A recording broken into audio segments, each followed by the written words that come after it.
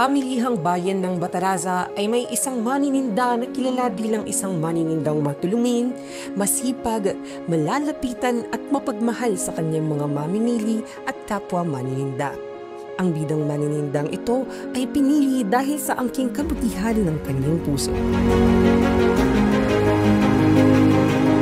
Ako po ay si Mr. Arsenio Banak. Ako po ay manininda sa pamilihang bayan ng Bataraza.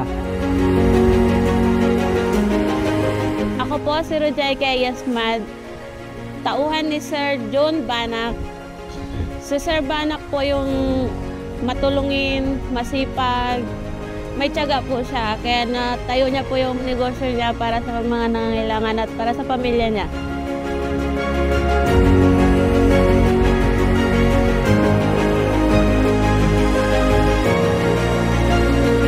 Ang nakita ko pong pagbabago dito sa pamilya ng bayan ng Bataraza, unang-una po, naging organisado na po yung mga paninda dito sa loob ng pamilyahan. Lumawak na po yung mga parking, dumami na yung mga stall. Marami ka nang mabili pag mamili ka dito sa bayan ng Bataraza.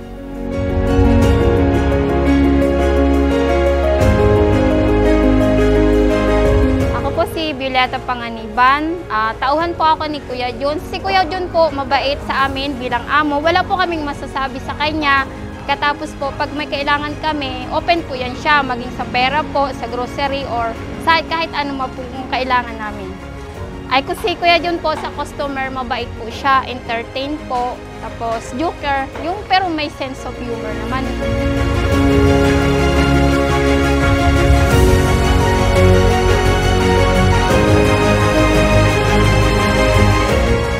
Si Kuya John Arsenio Banak ang napili ko bilang isang bidang manininda dahil siya ay may mabuting puso para sa akin kasi nagtitinda siya sa murang halaga at hindi lang para siya ay makatubo, para din siya ay makatulong sa kapwa mamamayan na kung saan ay naghahanap buhay din.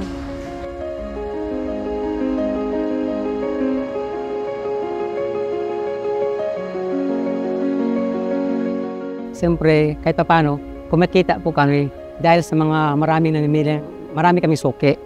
At saka dahil siguro, malinis at maluwag ng pamilya ng bayan ng Bataraza, gumaganda na yung maliwalas na po.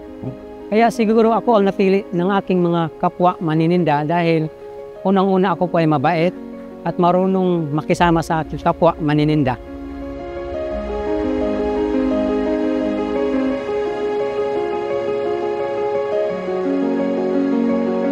Basta sa pamilya ng bayan ng Bataraza, iba.